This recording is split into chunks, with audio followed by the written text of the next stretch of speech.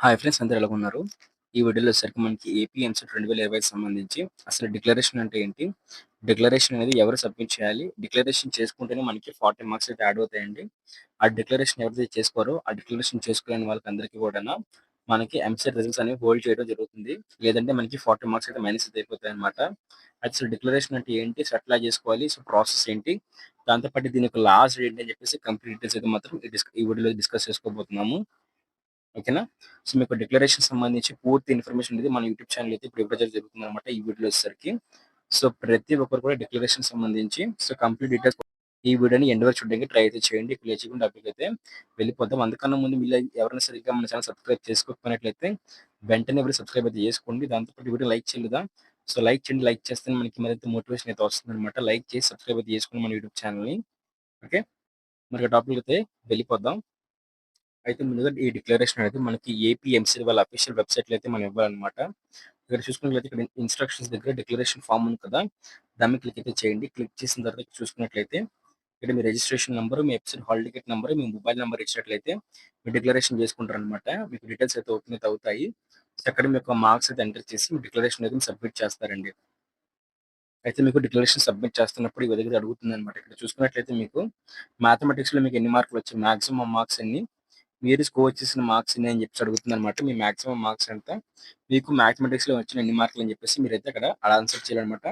Same ఫిజిక్స్‌లో కూడా అడుగుతుందండి. So, physics కూడా మీకు అట్లాగే ఇవ్వాలి. కెమిస్ట్రీ కూడా అట్లాగే ఇవ్వాలనమాట. సో, అట్లా ఇచ్చిన తర్వాత మీ ఎంపీసీలోని సో, గ్రూప్ మార్క్స్ మొత్తం ఎంతకి ఎన్ని మార్కులు వచ్చాయని చెప్పేసి వాళ్ళైతే అండర్‌స్టాండ్ చేసుకుంటారండి.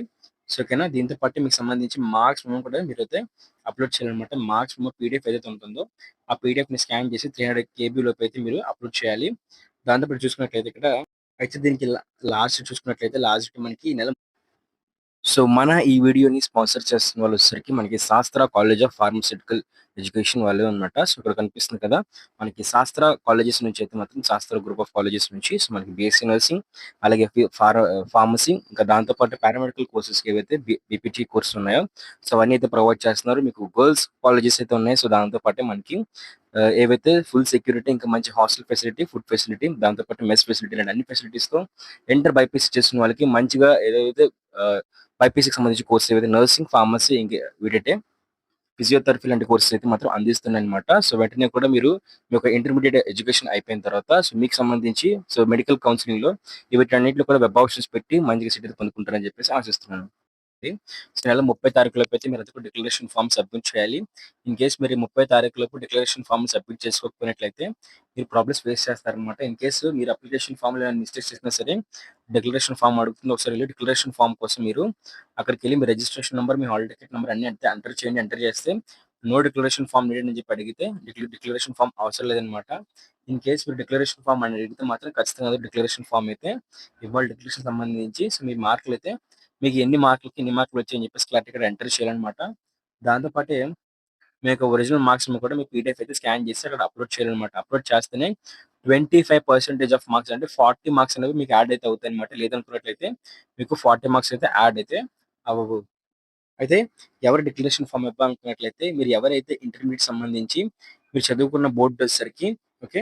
సో, సీబీఎస్‌ఈ ఉంటుందో సీబీఎస్‌ఈ, ఐసీఎస్‌ఈ అలాగే ఏపీ ఓఎస్ఎస్ అంటే ఎవరైతే మనకి ఓపెన్ స్కూల్ సొసైటీ నుంచి అంటే ఓపెన్ అని చదువుతారో వాళ్ళు, అలాగే అదర్ స్టేట్స్ బోర్డ్స్ ఎవరైతే తెలంగాణ గానివ్వండి, దాంతో పాటు ఇంకేమైనా అదర్ స్టేట్స్ బోర్డ్స్ అయితే వాళ్ళకి సబ్మిట్ చేయాలి. తెలంగాణలో కూడా అవసరం లేదనమాట. మీరు ఇంకేమైనా ఒడిస్సా చదువుకున్నట్లయితే వాళ్ళు కూడా సబ్మిట్ చేయాలనమాట. అట్లాగే మనకి ఓకే. ఎన్‌ఐఓఎస్ అన్నమాట. సో, వాళ్ళు కూడా డిక్లరేషన్ ఫార్మ్ సబ్మిట్ చేయాలనమాట ఇక్కడ. దాంతో పాటు డిప్లొమా వాళ్ళు, అలాగే ఐటీ వాళ్ళు ఎవరు చేసినట్లయితే సో, వాళ్ళు కూడా ఎంసెట్ రాసినట్లయితే వాళ్ళు కూడా డిక్లరేషన్ ఫార్మ్ అనేది సబ్మిట్ చేయాలనమాట. ఓకేనా. సో, వీళ్ళందరూ కూడా డిక్లరేషన్ ఫార్మ్ సబ్మిట్ చేయాలండి. ఓపెన్ ఇంటర్ వాళ్ళు, సీబీఎస్‌ఈ వాళ్ళు, ఐసీఎస్‌ఈ వాళ్ళు, డిప్లొమా వాళ్ళు, ఐటీఐ వాళ్ళు, అలాగే ఓకే. ఎన్‌బీఐఓ ఎవరున్నారో, ఎన్‌ఐఓఎస్ ఎవరైతే ఉన్నారో సో, వాళ్ళు కూడా రాయాలనమాట. అంటే వాళ్ళు కూడా డిక్లరేషన్ ఫార్మ్ సబ్మిట్ చేయాలండి. సో, ఎవరైతే ఏపీ ఇంటర్మీడియేట్ బోర్డ్ రాసారో సో, వాళ్ళైతే అవసరం లేదనమాట. సో, ఏపీ ఇంటర్మీడియేట్ బోర్డ్ అంటే మీరు రాసిన బోర్డ్ ఆఫ్ సెకండరీ ఎడ్యుకేషన్ ఏదైతే ఉందో so, board of intermediate education అంటే తెలంగాణ బోర్డ్ గాని, ఏపీ బోర్డ్ గాని అయినట్లయితే అవసరం లేదు. మీకు ఆ 2 బోర్డ్‌లు కాకుండా మీకు ఇంకా ఏ బోర్డ్ రాసినా సరే ఖచ్చితంగా సీబీఎస్‌ఈ గాని, ఐసీఎస్‌ఈ గాని, డిప్లొమా గాని లేకపోతే మనకిక్కడ ఏమైనా ఉంటాయి సో, ఇవన్నీ రాసినట్లయితే ఖచ్చితంగా అయితే మీరు సబ్మిట్ చేయాలనమాట. ఓకేనా. మీకు ఇన్ఫర్మేషన్ అర్థమైంది అనుకుంటే నీకు అర్థం కాకపోతే ఖచ్చితంగా వెళ్లి కామెంట్ సెక్షన్‌కి వెళ్లి కామెంట్ చేయండి. మీకేమైనా డౌట్ ఉంటే ఖచ్చితంగా మరి ఇన్‌స్టాగ్రామ్ పేజ్ అయితే ఉంది. ఇన్‌స్టాగ్రామ్ పేజ్‌కి అయితే వచ్చి ఫాలో అయ్యి మీ డౌట్స్ మొత్తం అడగొచ్చనమాట. దాంతో పాటే మనకు దీనికి సంబంధించి టెలిగ్రామ్ ఛానెల్, వాట్సాప్ ఛానెల్ ఉందన్నమాట. ఎంసెట్ సంబంధించి, పేపర్ అనాలిసిస్ సంబంధించి. సో, మొత్తం latest fast updates, council videos అన్ని కూడా టెలిగ్రామ్ ఛానెల్ అయితే పోస్ట్ చేస్తాను. సో, అక్కడికైతే వెళ్లి జాయిన్ అయితే అయిపోండి. దాంతో పాటు మన ఛానెల్ సబ్స్క్రైబ్ చేసుకొని, సబ్స్క్రైబ్ చేసి పక్కనే కనిపిస్తున్న బెల్ నోటిఫికేషన్ క్లిక్ చేసి ఆల్ అయితే పెట్టుకోండి. Thank you.